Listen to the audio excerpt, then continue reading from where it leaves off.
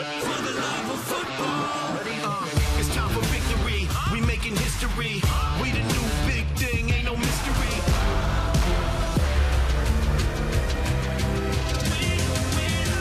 For the love of football.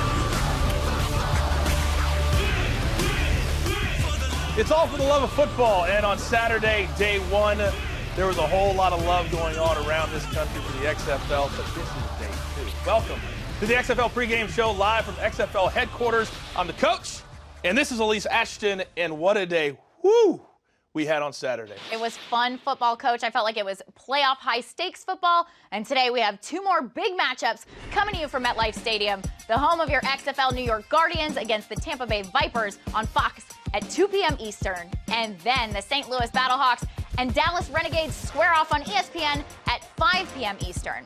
But before we get into today's matchups, let's break down all the action from yesterday, starting with the first XFL game of 2020 between the Dragons and the Defenders at Audi Field. There was a lot of questions on whether or not the offenses would be ready, the teams would be ready.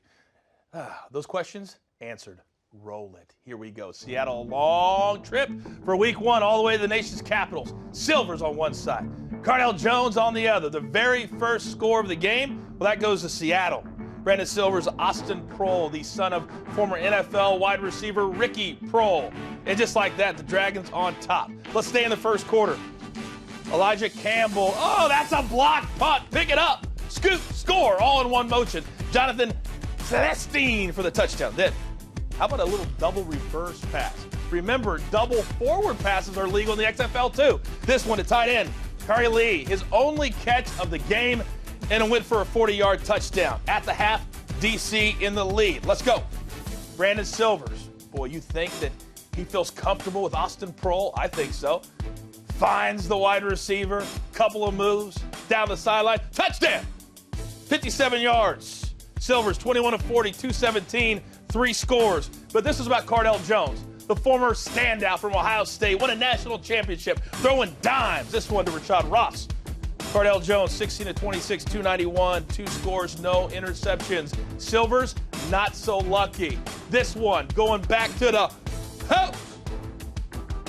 Bradley Sylvester, pick 6, 31-19, just came in under the under, which was another exciting aspect of this, the gambling aspect. And they had the ball inside the 5-yard line at one point. They fumbled, never scored again. So those who were holding an under ticket, they would win. That's right, Coach. And now, Cardell Jones, he lived up to the hype of what all the fans were saying and then calling him the MVP. Yeah, they were chanting MVP. And let's not get ahead of ourselves. It's only week one. But he played very, very well, and clearly the fans were happy with their quarterback. But my biggest takeaway was the fans themselves. They came ready. They were excited. Clearly, they had gone to XFL Shop to get their gear. Our commish was in the house, Oliver Luck. And these fans, you talk about fans that came ready, open-minded. They had their team. You knew they were fans of the Defenders, and they came out in hordes. And I was very impressed with the fans on Saturday. That's right. They were out in full force, but like I said, it might be a little premature to anoint Cardell as MVP, but I'm impressed with how much the DC fans got behind their team. Yep. We're all decked out. Do I say go Defenders? Well, you've got stuff for every team, so you're going to be jumping week to week, and that's okay for you, but That's not right. everybody else. Yesterday, though, we'll talk about that second game. We also saw the LA Wildcats fall to the Houston Roughnecks 37-17 on XFL opening day. Let's see that performance from our quarterback in Houston. Yeah, P.J. Walker. Now, the MVP chance, they might have been apropos for him because a former quarterback at Temple came out just dropping dimes. Here we go. Let's go to Houston, the LA Wildcats, and the Houston Roughnecks. But their offense was anything but rough on Saturday. Boy, P.J. Walker, we're going to be saying his name a bunch over the course of the next 10 weeks. How about first quarter? Cam Phillips, touchdown, 50 yards. Phillips, 4 catches, 67 yards on the day. Let's stay in the first quarter. L.A., Charles Knopf. He was in and out of the game with injuries, but Jordan Smallwood, look at that, the fingertips. Feed in, touchdown, 21 of 40, 214 for Knopf. Back to Walker. How about a great design on the pass to the running back? That's James Butler. takes it in 2 catches, 20 yards to the score for the running back. Then, Walker, we said this game was going to be fast, and you had to have speed. You got to be able to buy time. You got to have vision. But Walker did all of those things on this play into the stomach of Sam Mobley. 4 touchdown passes for Walker, and then the defense would take over. Oh, how about a tip? Interception, Dedrick Nichols. Look at the great hands. And then the interception by Houston. And then more defense by the Roughnecks. This time, sacking the quarterback. And there was a fumble recovered by Houston. 37-17 is your final in their first game. What a complete game this was for everybody, including the quarterback, P.J. Walker. Clearly the MVP of Saturday. 4 touchdowns, almost 300 yards passing. And the key stat there, in my opinion, 59% on your completion percentage. That's what's going to make these offenses go. P.J. Walker, the best performance of anybody on any team from day one. So is that your biggest takeaway from Houston? Oh, there's no doubt about it. They were really, really happy with how they scored. The fans were great. The offense was great. My biggest takeaway was how advanced this offense really was. They were light years ahead of everybody else on Saturday, in my opinion. LA, different side. LA's quarterback, Charles Kanafi, seemed to really struggle in yesterday's game.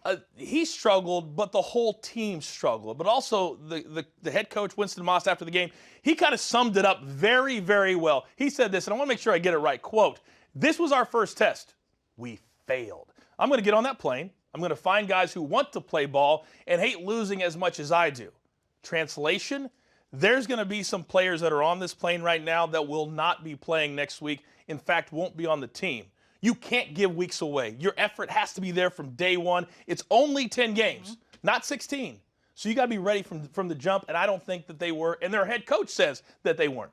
So they're getting ready for the next week, and they hopefully won't make those mistakes again. Well, you'd hope not. We'll see. You'd hope not. We'll see. Well, it was definitely an exciting day one, and I can't wait to see what the Tampa Bay Vipers at the New York Guardians do on Fox, 2 p.m. Eastern, and then the late game, St. Louis Battlehawks at Dallas Renegades on ESPN at 5 p.m. Eastern. For more information, go to XFL.com.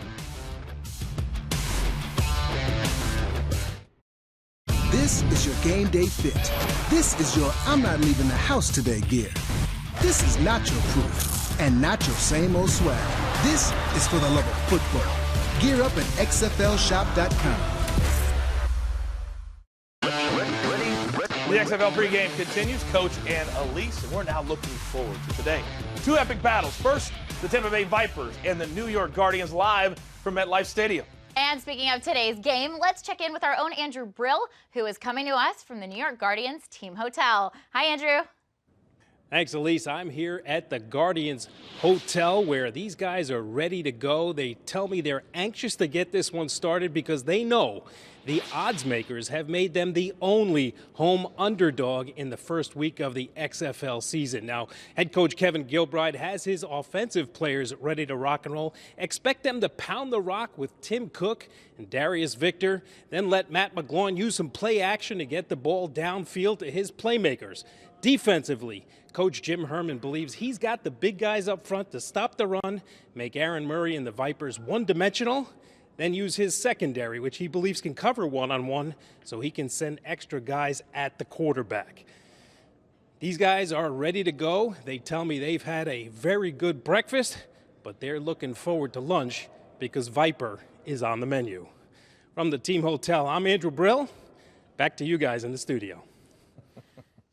Love that. Thanks, Andrew. Speaking of Matt McGloin, the former quarterback at Penn State and the NFL found a unique way to get ready to quarterback the Guardians by hanging out with New York's finest.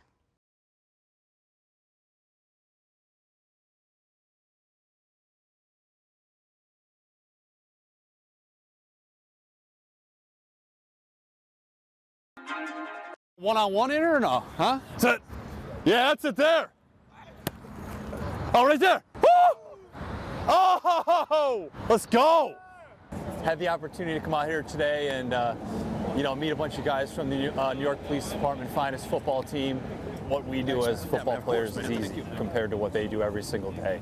So to be out here, have a nice conversation with them, throw the football around, it's a great experience, fantastic day, and being a part of this league presents amazing opportunities like this. Right here, bud, right here. One right past me. That guy got it. This is why they make Uber nowadays.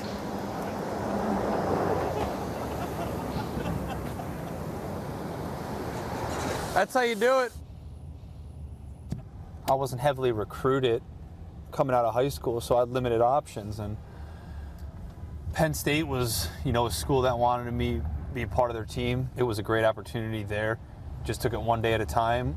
Was extremely consistent, and I think that's the way you have to be when you play this game at any level, really.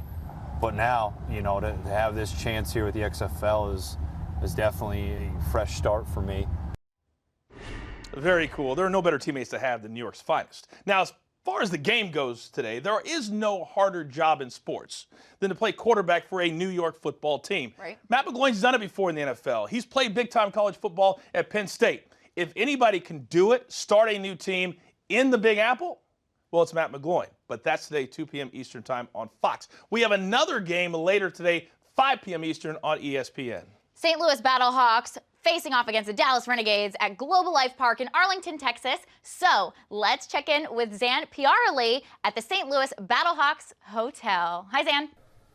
Thanks, Alyse. We're going to focus in on 21-year-old safety Kenny Robinson from the Battlehawks today, playing in his first pro game and his first football game in over a year. He should have just finished up his junior year at West Virginia. Instead, he decided to come to the XFL and start his pro career. And he said one of the main reasons why that transition has been so seamless is because of his counterpart in the secondary, veteran Will Hill. He said that Hill's aggression on the field every day just makes him want to become a better player and play to his fullest potential. And now today they'll be tabbed with stopping Dallas's air raid offense, which will be led by Philip Nelson, getting the start over the injured Landry Jones. Back to you guys in the studio. Thank you, Zan. We're looking forward to that game. St. Louis Battlehawks and the Dallas Renegades, they get in it. And remember, you can see that game on ESPN at 5 p.m. Eastern. For more information and everything coming your way, visit xfl.com.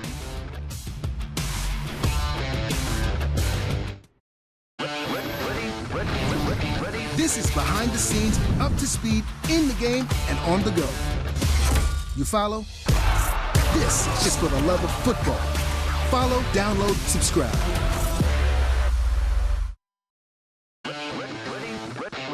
My favorite part of the show, the social aspect. You guys were loud on Twitter last night during the day. It was exciting. XFL pregame, hashtag for the love of football. You guys were talking. You're a little bit too excited for social media. I was busy watching the game and doing like the meat and potatoes, and I didn't have time for Twitter. I didn't have time. I was tweeting about the meat and potatoes and the excitement. That's my job. That's my job. Then go right ahead. Go right ahead. You guys were loud. We want to hear what you had to say, so let's take a look at your tweets. Torrey Smith, wide receiver in the NFL for years. I really enjoyed the XFL today. Wow. This is a big-time endorsement. He's had a lot of big-time catches. He's been in a lot of big-time games in the National Football League. So for him to endorse a league like that, that was big time. Yeah. And this was a sentiment from a lot of fans. Happy to have football back. Our long national nightmare is over. Football is finally back today. What's technically a long national nightmare? 6 days? 6 days. That's okay. We appreciate the sentiment, but come on. Now, this one's massive. Read it to us. J.J. Watt just turned on the XFL. Kicker missed a field goal, and they immediately interviewed him on the sideline asking what happened. Haha, that's tough. We're talking about an all-pro. We're talking about a future Hall of Famer. We're talking about one of the greatest defensive ends to ever play football. How do you think he'd handle that interview? Well, no, if he missed a sack and then somebody went to interview him, stop it. And this is huge. Wow. Chris Collinsworth, a lead analyst Sunday Night Football. I like the XFL. Coaches I respect, big plays, fresh rules, and a professional broadcast. Congrats, guys. Well, there's a lot of big-time names in the XFL. Don't forget today, Bob Stoops, a part of the Dallas team as well. So to have Chris Collinsworth, who in my opinion is, if not the best, one of the best analysts in all of football, you can't get a better endorsement than that. Yeah, we are just happy that all of you are happy. And don't forget to join in on the hashtag XFL Pregame, and for the love of football. We want to hear what you have to say. It's going to be an exciting season. It's going to be another exciting day of games. Yeah, reminder, Vipers, Guardians, 2 p.m. Eastern time. That game is on Fox. And then the late game, the Battlehawks from St. Louis and the Renegades from Dallas. That game, 5 Eastern on ESPN. That'll do it for us. For Alyse, I'm the coach. We'll see you next Saturday right here on XFL Pregame.